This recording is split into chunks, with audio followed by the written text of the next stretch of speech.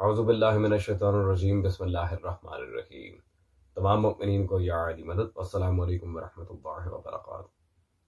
عزیزان، جیسا کہ آپ لوگ جانتے ہیں کہ آج ہماری تیسری نشست ہے حرمت و عظمت سادات کے اوپر، اور آج most waited video reply to Hassan Allahyari according to all these circumstances.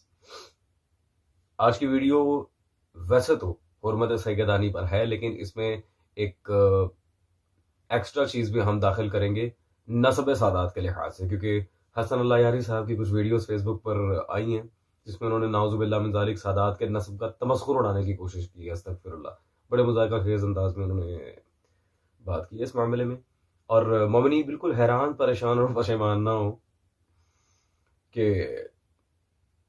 یہ بہت زیادہ محبت و اہل بیت رسول صلی اللہ علیہ وسلم کی بات کیا کرتے تھے، یہ بہت زیادہ دفاع آل محمد صلی اللہ علیہ وسلم کی باتیں کیا کرتے تھے۔ آج ان کے عقائد کو کیا ہو گیا میرے بھائی؟ بہت اچھا ہوا۔ جتنے بھی میرے سننے والے ہیں، میں سب سے یہی کہوں گا کہ آج کے دور میں کسی پر بھی امید قائم نہ رکھیں۔ میں تو بہت پہلے ان سب سے ہاتھ اٹھا چکا تھا، آپ لوگوں کو بھی یہ ریکمینڈ کروں گا کہ کسی بھی شخص پر امید قائم نہ رکھیں، صرف اس کی بات سنیں جو آپ کو اصلی عقائد بتائے، وہی عقائد جو آل محمد کی طرف سے ہیں، نہ کہ خود ساختہ۔ جیسا کہ حضرت بقیت اللہ نے بھی فرمایا تھا، فارجیو فیہا الی روات حدیثنا، واضح الی روات حدیثنا۔ خیر، without wasting a single part of time, let's move toward the parts of our video۔ سب سے پہلے تو ہم نسب سادات پر حسن اللہ یاری صاحب نے جو مذاق بنانے کی معاذ اللہ کوشش کی ہے، آپ کو کلپ دکھاتے ہیں ان کا، اور پھر آپ خود دیکھ لیں کہ اس کا کیا جواب ہونا چاہیے آپ کی نظر میں۔ میں تو اپنے رہی جواب دے رہا ہوں انہیں۔ وہ شبر و شرائط موجود ہیں، احادیث ہیں، ان میں کوئی نہیں ہے کہ ان کا نسب نسب میں یہ ہو کہ وہ نہیں ہو سکتا۔ تو یہ بیجا باتیں ہیں، وہ ان کے استنباطات ہیں، تو سمجھ میں آ رہی نا؟ یہ لوگ ایک بات جو اہل بیت علیہ السلام نے نہیں کہی ہے، اس کو اہل بیت علیہ السلام سے نسبت دینا، اہل بیت طاہرین علیہ السلام سے اس کو نسبت دینا، یہ گمراہی ہے، یہ جہالت ہے۔ کیا کہہ سکتے ہیں اس کے علاوہ؟ استغفر اللہ ربی واتوب الیہ، لعنت اللہ علی الخاسرین۔ حسن اللہ یاری صاحب، اگر آپ کی تحقیق اس معاملے میں ناقص ہے تو اس میں سادات کا کوئی قصور نہیں۔ آپ کو چاہیے تھا کہ تھوڑی سی تحقیق اس معاملے پر پہلے کر رہے تھے، اس کے بعد اپنا پوائنٹ آف ویو آ کے شیئر کرتے ہیں۔ رہ گئی نسب کے لحاظ سے حدیث نہ ہونا، تو یہ فقط جھوٹ ہے اور کچھ نہیں۔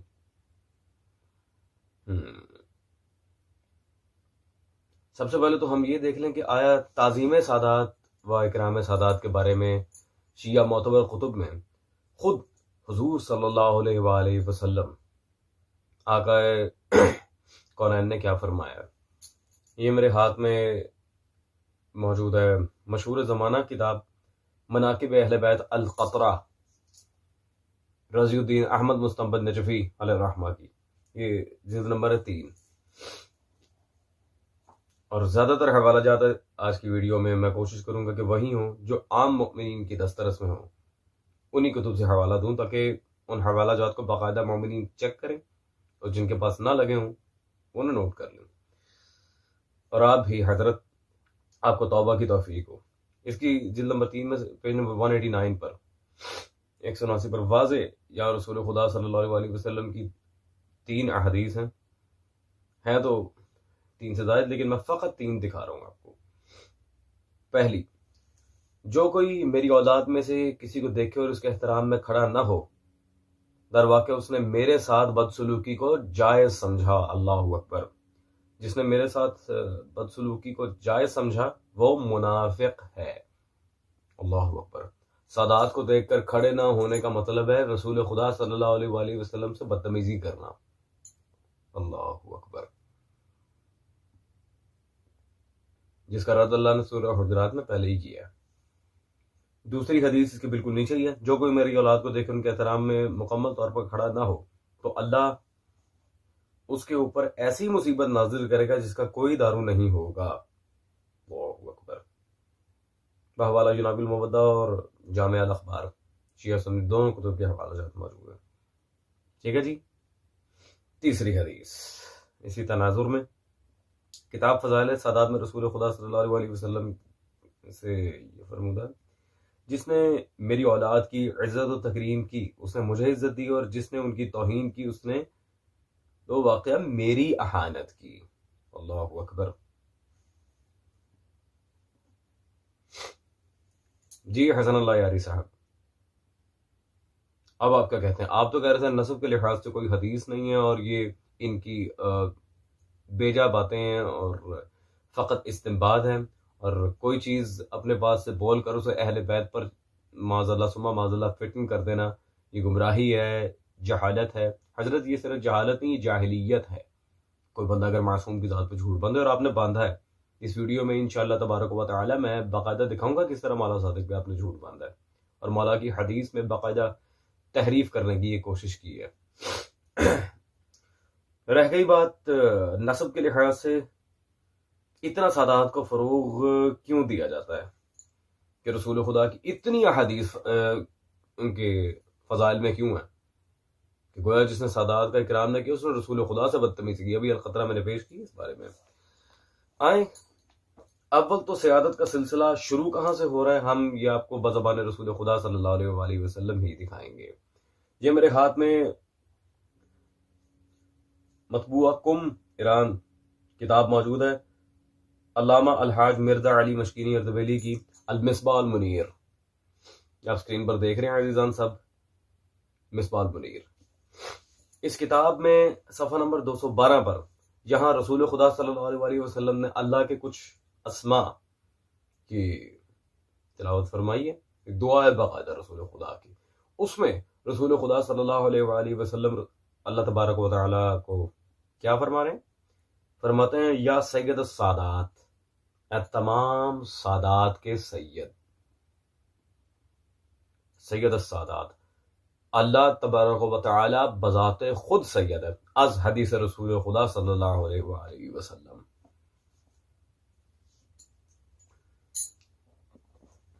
عزیزان، اسی لیے ہم زیارات میں اکثر ایک جملہ پڑھتے ہیں، میں چاہوں گا کہ حوالے کے ساتھ اس زیارت کو آپ کے سامنے پیش کروں۔ اب دیکھیں اللہ بذات خود سید ہے، تو آل محمد صلی اللہ علیہ وسلم کا اسی لیے دوسرا نام زیارات میں کیا آیا ہے؟ پہلے تو میں کتاب دکھا دوں، یہ میرے پاس موجود ہے شیخ عباس قمی رحمۃ اللہ علیہ کی مشہور زمانہ زیارات کی کتاب مفاتیح الجنان۔ اس میں عزیزان صفحہ نمبر 854 پر جو زیارت موجود ہے واضح آپ دیکھ سکتے ہیں، السلام علیکم یا آل اللہ، آل اللہ پر سلام، جیسا کہ رسول خدا صلی اللہ علیہ وسلم نے اللہ کو سید کہا، سید السادات، تو یہاں پر واضح آل اللہ۔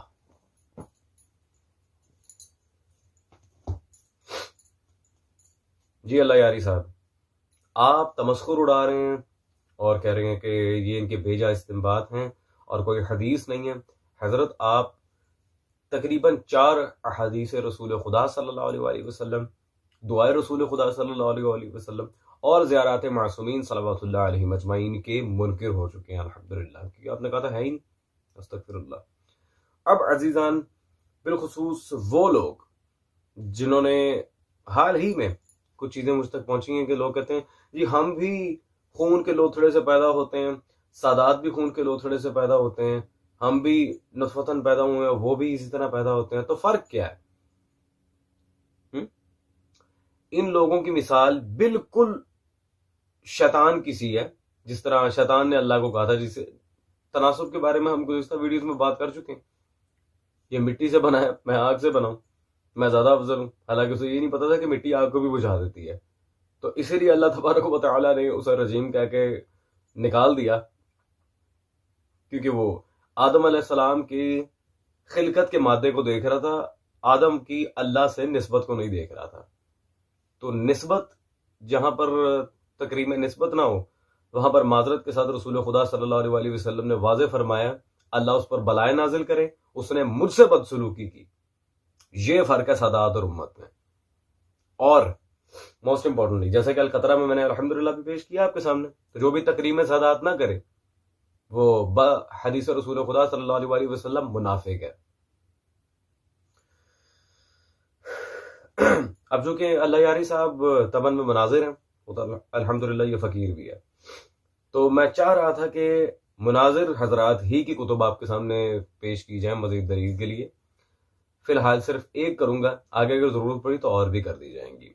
یہ رحمت المحدات فی اثبات عظمت السادات، یہ عظمت سادات پہ سلطان المناظرین علامہ تاج الدین حیدری رحمۃ اللہ علیہ، ان کی یہ کتاب میرے پاس موجود ہے.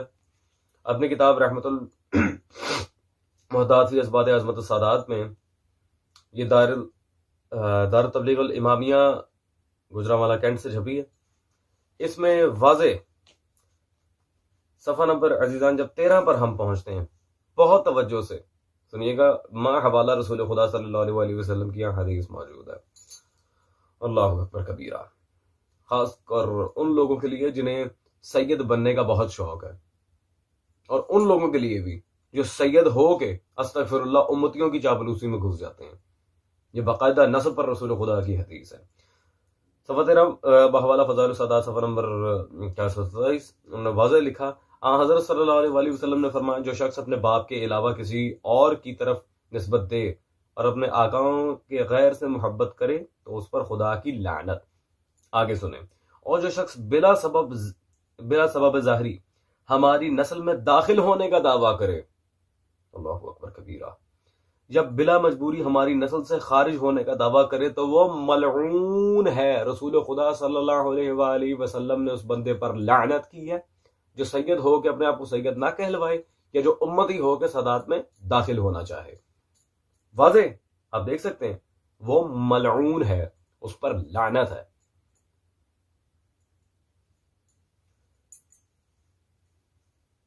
جی اللہ یاری صاحب، اب یقیناً آپ کو پتہ چل گیا ہوگا، تکریم سادات نہ کرنے والے کو رسول صلی اللہ علیہ وسلم نے فرمایا وہ منافق ہے، اور غیر سید ہو کے سید بننے والے کے بارے میں رسول خدا نے فرمایا وہ لعنتی ہے. بھائی لعنت کر رہے ہیں رسول خدا صلی اللہ علیہ وسلم، واضح لعنت کا فتویٰ ہے رسول خدا کا. آپ کہہ رہے ہیں ماشاءاللہ کوئی نسب پر حدیث نہیں ہے، ان کے بیجا استنباط ہیں. اللہ اکبر کبیرہ. اللہ کے بندے کچھ خدا کا خوف کریں، ٹھیک ہے. خیر اب ہم چلتے ہیں مزید عزیزان، آج کا جو مین ٹاپک ہے ہمارا حرمت سید ذاتی پر، اس پر چلتے ہیں اور یہ دیکھتے ہیں کہ آیا وہاں پر حسن اللہ یاری صاحب کس طرح سے اپنے باطل دعوے کو سچ ثابت کرنے کی ایک بے جا کوشش کر رہے ہیں. اگر نبی کریم صلی اللہ علیہ وسلم کے ازواج کی بیٹیاں ہوتی بھی تو ان سے نکاح کرنا جائز ہوتا. نکاح کرنا ان سے، مثلا ام سلمہ کی بیٹی تھی، ان کے پرانے شوہر سے، ان سے نکاح کرنا جائز تھا لوگوں کے. جی حسن اللہ یاری صاحب، آپ نے ایک فتویٰ دے دیا اپنی طرف سے کہ رسول خدا صلی اللہ علیہ وسلم کی ازواج کی اگر بیٹیاں ہوتی تو ان سے نکاح کرنا جائز ہوتا. استغفر اللہ ربی و توب الیہ. بھائی ازواج جب امہات المومنین ہے تو ان کی بیٹیاں امت کی بہنیں ہیں، بہن سے نکاح جائز کر رہے ہیں.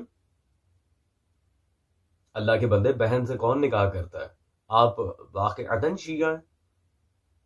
پھر مجھے یہ بتانے کی ضرورت نہیں ہے کہ بہن سے نکاح یزید کی شریعت میں تھا، نہ کہ سلطان کربلا کی. دوسری بات، اگر مگر ہو سکتا ہے ایسا ہوگا، یہ بات مسلمات مباحثہ اور مناظرہ کے قطعاً خلاف ہے، یہ بالکل مخالفت میں جاتی ہے. اذا جعل احتمال فباطل الاستدلال، جب بھی احتمال آئے گا، اذا جعل احتمال فباطل الاستدلال، جب بھی احتمال ہے استدلال باطل ہو جاتا ہے. احتمالی جملے ہم نے آپ سے کہی نہیں تھے، نہ ہی ہم نے آپ کا فتویٰ مانگا تھا. ہم نے آپ سے مانگی تھی حدیث معصوم، اس کے جائز ہونے پر حدیث معصوم طلب کی تھی ہم نے آپ سے. کوئی جواب نہیں ملا ہمیں. تو اگر ہوتا نہیں ہوتا، حضرت ام سلمہ کی آپ نے دلیل پیش کی کہ ان کی جو پچھلے شوہر سے بیٹی تھی ان سے ہوگا، اور بھائی وہ کون سے رسول خدا صلی اللہ علیہ وسلم کی صلبی بیٹی تھی.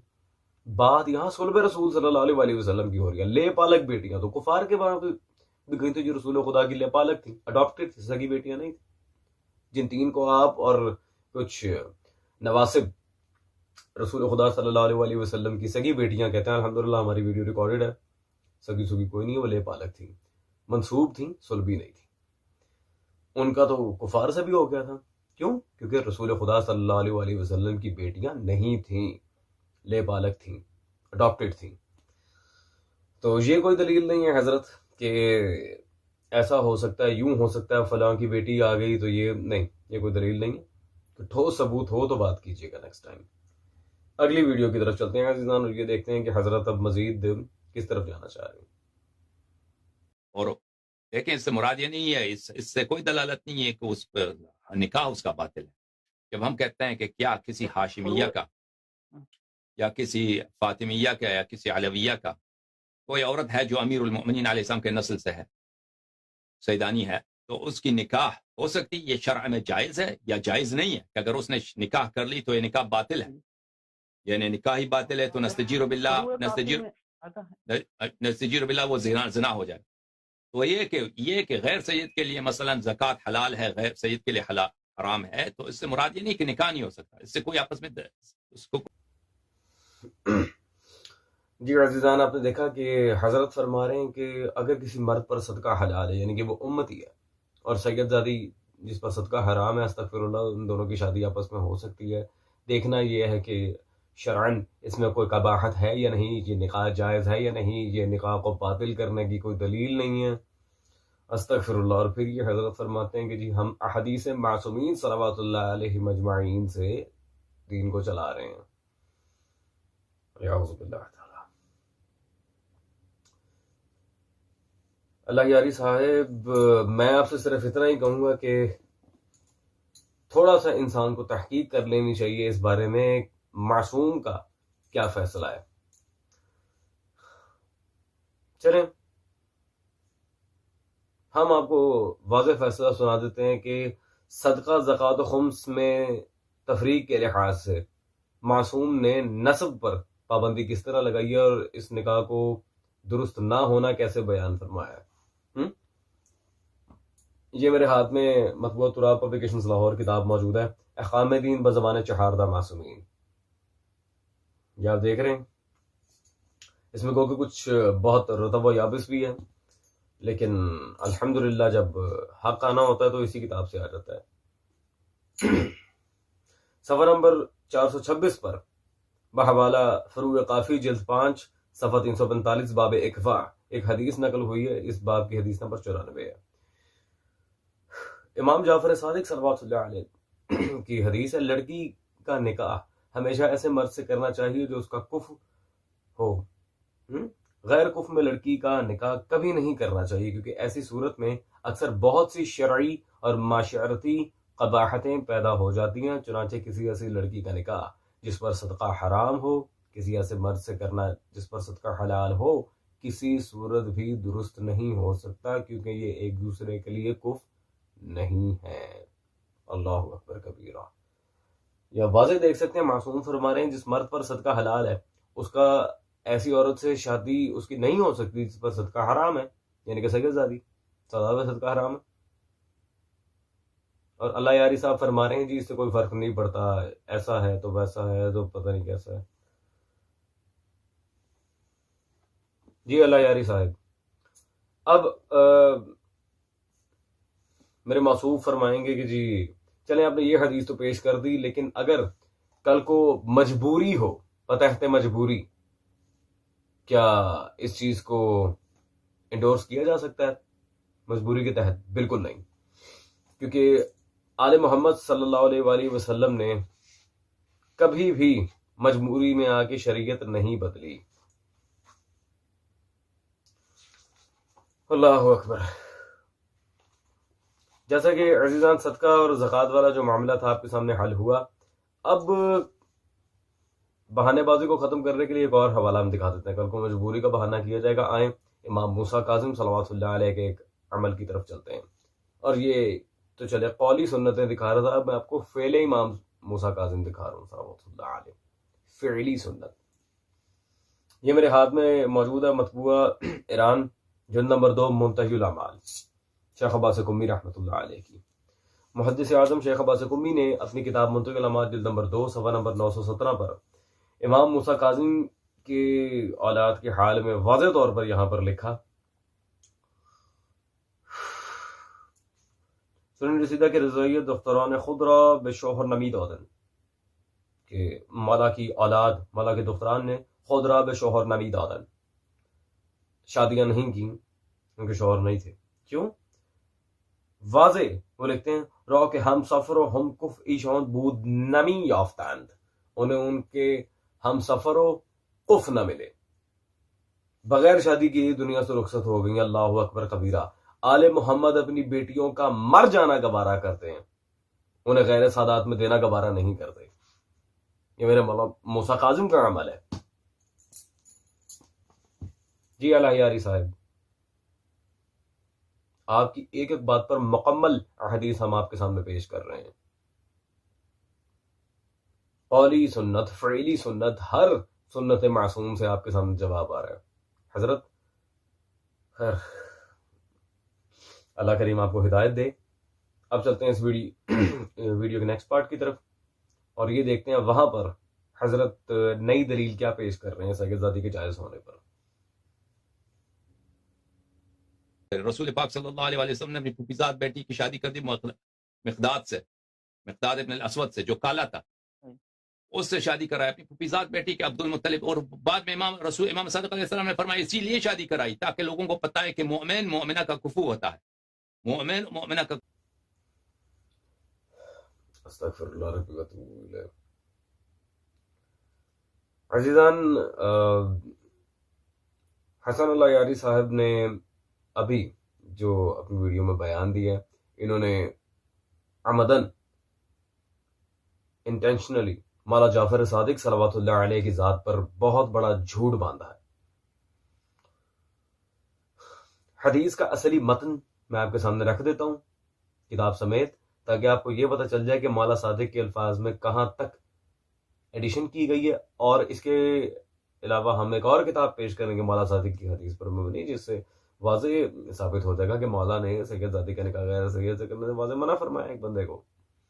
فی الحال مومن کے لحاظ سے جو یہ بات کر رہے ہیں حضرت، پہلی بات وہ جو حدیث ہے اس کا مطلب یہ ہے تاکہ کسی ناسبی کے ہاں شادی نہ ہو جائے، اس سے یہ ثابت نہیں ہوتا کہ سید زادی غیر سید کا بھی کف ہے، مومن مومن کا کف ہے بے شک، لیکن یہ جو آپ نے جھوٹ باندھا ہے کہ مقداد ابن اسود کی شادی نعوذ باللہ من ذالک ہوئی تھی، اس کا ذرا اب ہم اس کی کلیریفیکیشن مومنین کے سامنے رکھتے ہیں۔ یہ شیخ صدوق رضوان اللہ تعالی علیہ و نور اللہ المرکدہ کی مشہور زمانہ خطب اربعہ میں سے دوسری کتاب ہے، جلد نمبر 3 من لا یحضرہ الفقی، واضح آپ سکرین پر دیکھ رہے ہیں، جلد 3 صفحہ نمبر 241 پر حدیث نمبر 4385 میں واضح وہ روایت موجود ہے، اور حضرت امام جعفر صادق صلوات اللہ علیہ نے ارشاد فرمایا تمام مؤمنین ایک دوسرے کے کفر ہمسر ہیں، تمام مؤمنین ایک دوسرے کے کفر ہمسر ہیں۔ اس میں یہ کہاں ثابت ہو گیا کہ سید زادی غیر سید کا بھی کفر ہے؟ اور مقداد ابن اسود کا وہ پورا قصہ کہاں ہے جس کے بارے میں آپ کہہ رہے تھے؟ پھر اسی کے لیے امام صادق نے فرمایا استغفر اللہ ربی و اتوب الیہ، مولا صادق کی ذات پر جھوٹ باندھا ہے آپ نے، حسن اللہ یاری صاحب۔